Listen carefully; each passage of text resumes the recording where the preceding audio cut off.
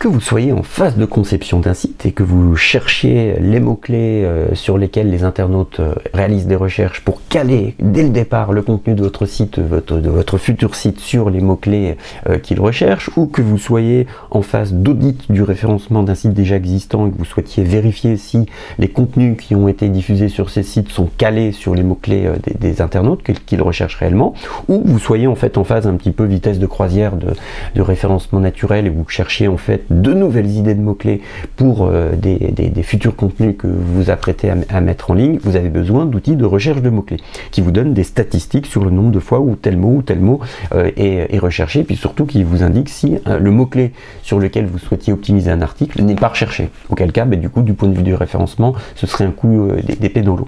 Des outils qui vous permettent d'accéder à ces statistiques de recherche. S'il n'en existe pas, il en existe 150 ou 300, je n'en sais rien. Il y en a une dizaine qui sont cités à tort ou à raison dans les conférences, dans les articles qui traitent du sujet de la recherche de mots-clés.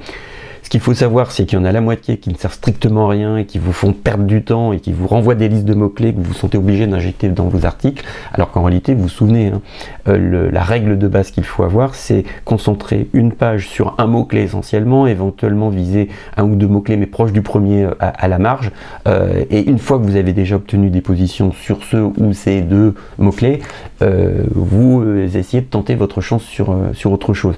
Si jamais vous bourrez une page de mots-clés, vous aurez l'impression d'avoir enrichi du point de vue sémantique la page et elle ne rankera pas, elle ne se positionnera pas sur le mot-clé prioritaire sur lequel vous souhaitiez vous positionner au départ. Donc déjà, on accepte de se concentrer, le tir. Et donc du coup on a besoin de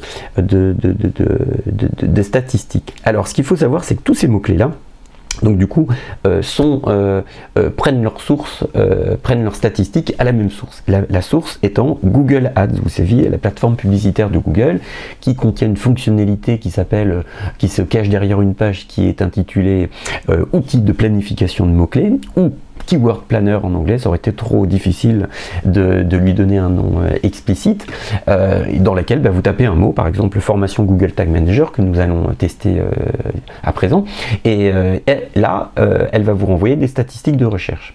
Le problème, c'est qu'il faut que vous ayez un compte déjà d'ouvert chez Google Ads, même s'il ne tourne pas et même si vous n'achetez pas, vous ne dépensez pas en publicité chez Google Ads. Et l'autre problème, c'est que l'interface n'est pas forcément super ergonomique. Il y a tout un tas de clics par lesquels il faut passer. C'est pour ça que dans un premier temps, je présente Ubersuggest, qui est un outil qui envoie un autre et qui est accessible en fait en un clic. Donc vous tapez Ubersuggest dans la barre de navigation, via l'historique de votre navigateur, tout de suite le navigateur retrouve l'adresse totale complète neilpatel.com/Ubersuggest. Et puis tout de suite, en 2 secondes, vous pouvez faire votre recherche. Et vous avez des statistiques qui sont faciles à interpréter. Donc en gros, vous avez le nombre de fois où le mot est demandé. Ceci étant, par rapport à Google Ads, en réalité, il y a un autre avantage à passer par Ubersuggest, si vous n'êtes là que pour du référencement naturel, c'est que sur Google Ads, aussi longtemps que vous n'avez pas une campagne qui tourne, vous avez des statistiques approximatives. Donc par exemple, pour formation Google Tag Manager, qui est un mot que je connais, je pense que Google Ads doit me renvoyer une fourchette statistique. Ce mot-clé là, Google Tag Manager, doit être tapé entre 10 et 110 fois par mois. Ce qui est une fourchette quand même un petit peu large. Si jamais vous passez par neilpatel.com, vous avez le nombre exact de recherches, ou presque exact, exact, comme vous l'auriez dans Google Ads si vous étiez un annonceur qui dépense beaucoup dans Google Ads. Parce que ceux qui dépensent beaucoup parmi les annonceurs ont le droit à des statistiques plus fiables. Donc là, on va le vérifier. Vous voyez, formation Google Tag Manager, je lance la recherche. Et là, il va me renvoyer comme statistique volume de recherche, 110 fois par mois. Donc du coup, ça veut dire que ce mot-clé là est demandé en moyenne 110 fois par mois sur les 12 derniers mois glissants. Donc c'est une moyenne mensuelle calculée en fait sur les 12 derniers mois. Donc peut-être qu'il y a des mois où ce mot-clé là va être tapé 140 fois, peut-être au mois d'octobre, là où les gens se remettent à se reformer, et puis qu'au mois de juillet, il sera tapé plutôt je ne sais pas, 50 fois par exemple. Donc c'est une moyenne mensuelle.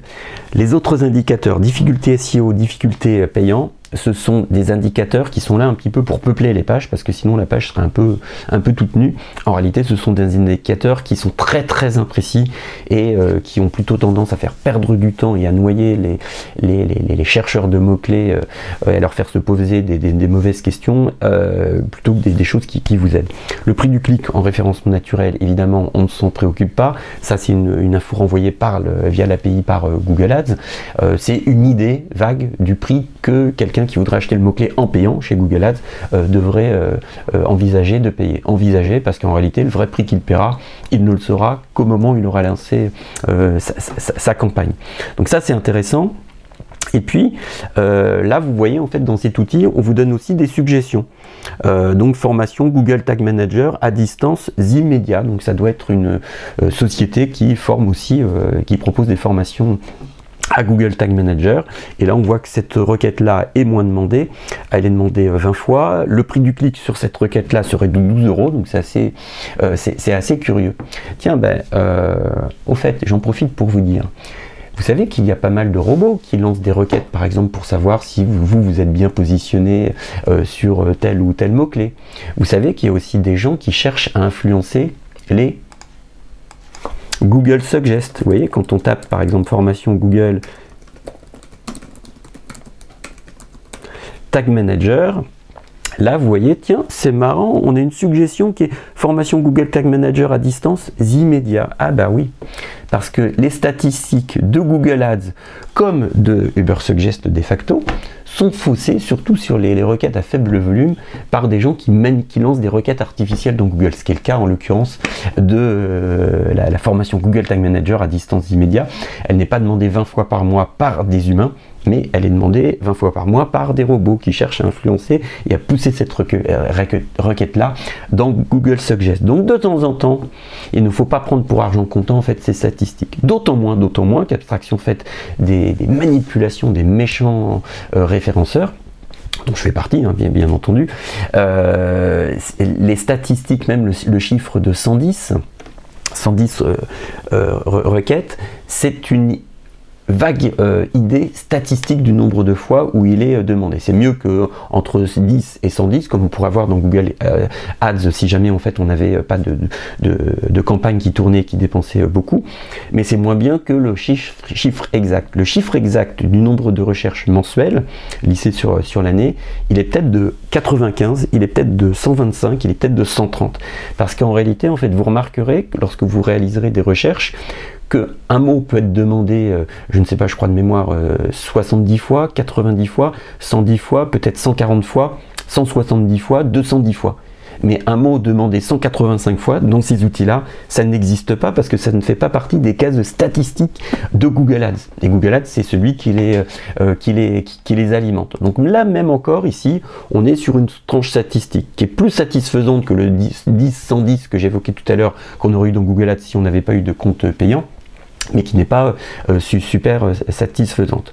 Donc cet outil-là, Ubersuggest, vous avez vu, il est relativement simple d'accès, et vous avez vu qu'ici, j'en suis déjà à 2 sur mes 3 recherches quotidiennes gratuites. Donc il y a une version gratuite, donc qui est sympathique parce que lorsque vous avez besoin de faire une recherche de temps en temps, vous rédigez 2-3 articles dans la semaine, pas plus, et puis vous avez besoin d'informations rapides, donc du coup, la version payante qui vous limite à 2-3 requêtes par jour, mais que vous pouvez multiplier par 2 parce que moi j'ai déjà utilisé mon quota sur ce navigateur là, Firefox, en préparant la formation, et puis du coup là hop, j'ai ouvert un nouveau navigateur et là il m'autorise de nouveau 3 recherches. Donc pour peu que vous ayez Firefox, Edge et puis Chrome sur votre ordinateur, vous pouvez aller jusqu'à 9 requêtes par jour, donc ça suffit. Vous en voulez plus, il faut passer à la version payante, qui est à 29 €, enfin il y a une première version payante avec 9 € pour les petits comptes. Si jamais vous voulez un truc un peu costaud, il faut plutôt passer sur des outils comme SEMrush, qui vous renvoie tout un tas d'informations à la fois très utiles pour le référencement naturel et Google Ads aussi, et parmi lesquels les backlinks, ils ont un outil assez puissant en matière d'analyse de backlinks, et puis qui sont des outils plus mûrs et plus cher, puisque l'abonnement de base à SEMrush, mais qui est très costaud quand même, il est tout de suite à 150 € pour le coup de mémoire.